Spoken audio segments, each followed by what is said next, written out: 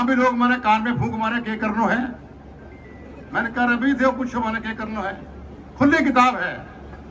क्या दोबारा एक ऐसे लोगों को आप वोट देना, सत्ता देना चाहते हैं जिन लोगों ने सिवाय घोटालों के, सिवाय देश को लूटने के, सिवाय भ्रष्टाचार के आए दिन किसानों की बेशकीमती जमीन ये उठा के ये पूंजीपतियों को दिया करते थे। तो मैं माननीय मुख्यमंत्री जी का या रणधीर जी के आवास पर जलपान समारोह पे आने के लिए अपनी ओर से और आप सबकी ओर से आभार व्यक्त करता हूं और इनका स्वागत करता हूं।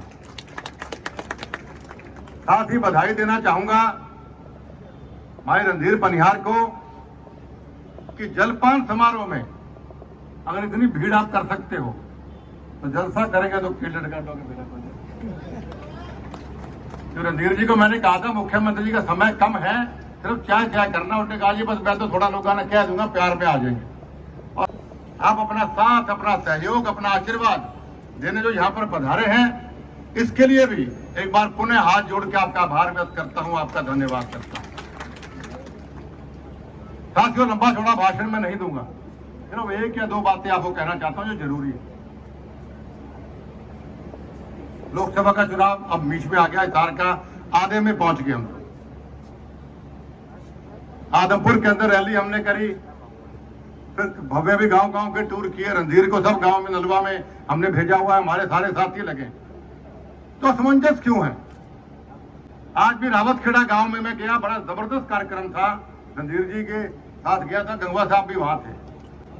वहां भी लोग मैंने कान में फूंक मारे के करनो है। मैंने कहा रवि थे कुछ मैंने के करनो है, खुली किताब है।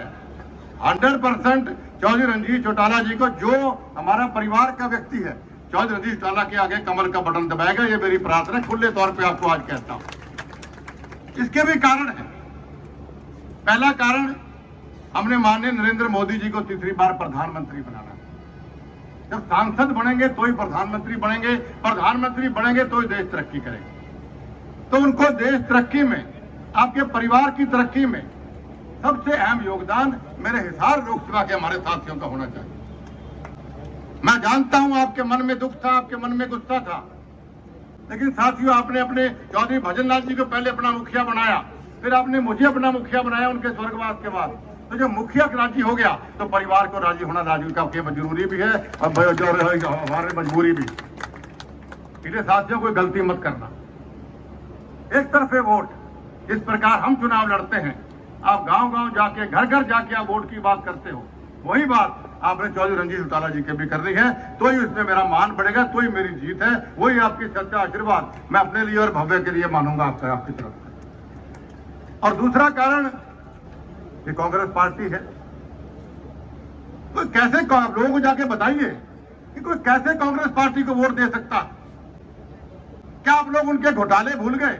क्या दोबारा एक ऐसे लोगों को आप वोट देना, सत्ता देना चाहते हैं जिन लोगों ने सिवाय घोटालों के, सिवाय देश को लूटने के, सिवाय भ्रष्टाचार के, सिवाय अपना घर भरने के, जिन लोगों ने कोई और दूसरा काम नहीं किया? और प्रदेश में क्या भूपेंद्र सिंह हुड्डा की सरकार को भूल गए? ये किसान भाई, रणधीर बता रहे थे, किसान भाई कुछ बैठे, भू माफिया की सरकार आप लोग कहा करते थे। आए दिन किसानों की बेशकीमती जमीन ये उठा के ये पूंजीपतियों को दिया करते थे। ऐसी डेढ़ भूल गए आप लोग। आप में कितने साथी मेरे साथ चंडीगढ़ लाठियां खाने गए थे?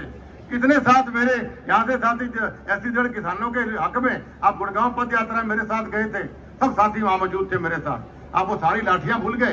क्या वो सारा संघर्ष भूल गए? इन भ्रष्टाचारियों कैसे कोई वोट डाल सकता है? कितने मुकदमे भूपेंद्र सिंह हुड्डा भ्रष्टाचार के चल रहे, तो क्या भ्रष्टाचारी सरकार वापस लेके आना चाहते हैं? साथियों, सोचने की बात है। अपने वोट की ताकत को आप समझिए, अपनी ताकत को समझिए। आपका वोट आपका और आपके परिवार का भविष्य बनाता है, उस भविष्य को समझिए। अब फिर वो कांग्रेस का कैंडिडेट जयप्रकाश जी को कैंडिडेट में भर्ती है, हमारा ऐन हाथ बैठे इसके ऊपर। 3 पीटीआर आया, पहले पिताजी ने, फिर मैंने, फिर मेरे बेटे ने भी। अरे ये तो पिंडा छोड़ दे भाई। और ये बाईपास पता है भजनलाल जी ने क्यों बनवाया था? ये ऐसे गुंडे बदमाशों को बाईपास बाहर की बाहर निकालने के लिए बनवाया था।